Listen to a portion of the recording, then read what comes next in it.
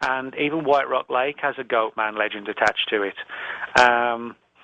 So, but the idea that this creature could exist literally sort of 10 minutes drive from, where Kennedy was shot kind of beggars belief. But people see it. Yeah. But in a couple of the White Rock Lake reports, one of the witnesses in particular reported how this thing literally seemed to materialize, and I do mean literally materialize and then vanish. It wasn't a case, it just bounded off, etc. So, again, it's difficult to try and determine how we can reconcile a creature building something, yet in the same token vanishing in the flash of an eye. And, I mean, one of the theories that's been put forward is that these things, as you mentioned, could be interdimensional. They arrive through portals, etc., in these so-called window areas and then vanish as mysteriously as they've arrived. That may explain why occasionally we do get reports of very weird things in locations where you would never imagine something like this could hide out. And, years ago, Nick, I would have said that theory was preposterous. I couldn't say that anymore. With scientists truly believing in more dimensions and the possibility of parallel universes, who's to say that these portholes aren't real, natural, and these creatures either stumble into them or they come through on purpose for whatever reason, and then they simply disappear the same way? Well, I think the interesting thing about this, George, is that if you look at certain areas, not just in the US again, but all across the world, we have a lot of these places that have become known as window areas where, they seem to attract a whole range of weird phenomena. One classic example is Rendlesham Forest in England. Now, Rendlesham Forest is probably most well known to people who are interested in UFOs. It was the site of a famous UFO landing in December 1980. The Rendlesham case. Exactly. What a lot of people don't know about Rendlesham Forest is that back to about the 1600s, it was also allegedly the haunt of a weird, small, Bigfoot-type creature that became known as the shug monkey. Shug was an English derivative for the word demon, so like a demon monkey. And even today, we get a lot of reports of mystery big cats in the area. So, again, you have big cats, Bigfoot-type creatures, and today UFOs all being seen in this one area of forest. And, again, I look at Point Pleasant, West Virginia, where the Mothman was seen with Man in Black reports, UFO encounters, poltergeist-type reports.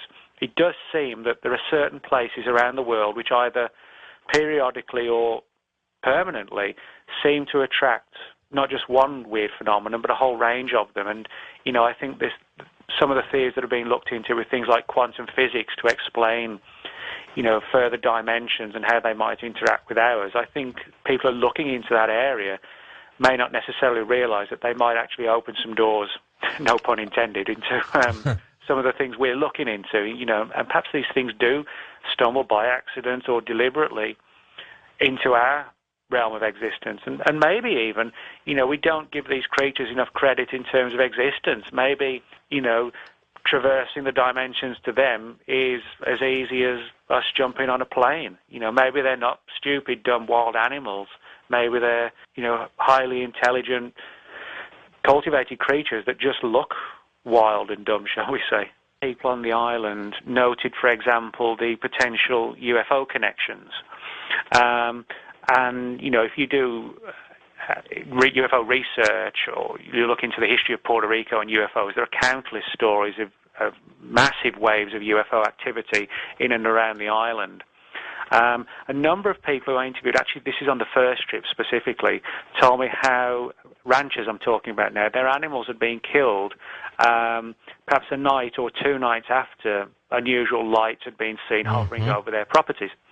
Now, one case in particular that springs to mind involved a classic so-called flying triangle type craft. These huge black triangle things that people have seen in recent years all around the world.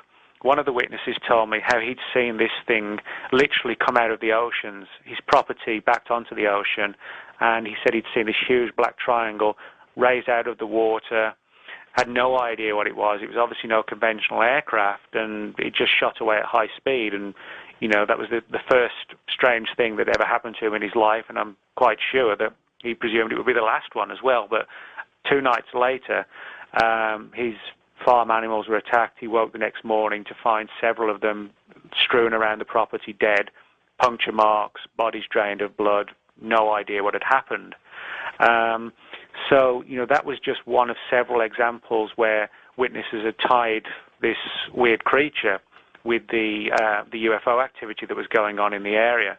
Other stories I got, a number of people were quite superstitious in the sense of feeling that it had paranormal origins and pointed to the fact that there was a lot of sort of black magic and voodoo on the island going on. Like it was dimensional? Yeah, exactly. Okay. Yeah, one of the theories that was put forward to me, and this actually came, interestingly enough, from one of the people in the Civil Defence Unit. He didn't necessarily buy into the theory himself, but he admitted he'd heard it on several occasions, was that the creature, I guess the best way to describe it, had been invoked in some sort of ancient rite and ritual and was literally summoned up from some other realm of existence into our world and was now sort of wildly running around Puerto Rico as a result of these people dabbling into paranormal and occult activity. There's no doubt there's a correlation in the sense that where the chupacabras has been reported, the UFOs have also been reported. I mentioned that one earlier with a rancher who'd seen this huge flying triangle, and then 2 nights later his animals were killed. Another classic example is when I went to Puerto Rico in 2005 and interviewed a farmer there, again, whose animals had been killed in the middle of the night, and he reported how a couple of days later, quite literally out of the blue, with no warning, 2 people turned up on his doorstep in suits, no less, in the middle of the blistering hot Puerto Rican jungle weather.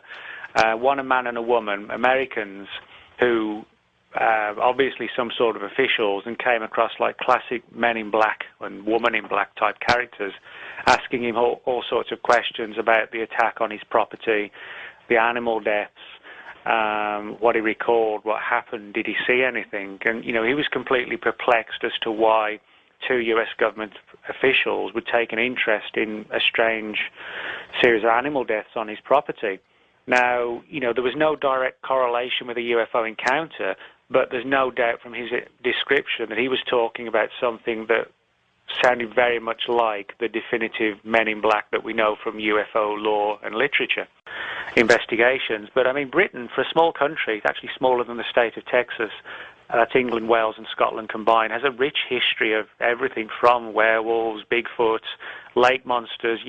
Everybody thinks of Britain, Scotland, of the Loch Ness Monster, but sure, many of the smaller, countless Scottish lochs and lakes, they have their own lake monster legends, which seem very, very similar to the more famous one in Loch Ness. And certainly, I've investigated reports, and there are many on record of people, driving past the loch late at night, particularly decades ago in the 30s and 40s, and actually seeing one of these creatures lumbering across the road into the depths of the loch. Now, a lot of these reports don't necessarily sit well with many people in cryptozoology, because a lot of the British reports seem to have paranormal overtones to them, in the sense that a lot of these Bigfoot-type creatures have been reported in the vicinity of ancient stone circles similar to Stonehenge, or ancient burial mounds, or areas of prehistoric significance where ancient man, built hill forts and things like that. And, I think if these were simply normal, conventional creatures hiding from society, we would see them at random.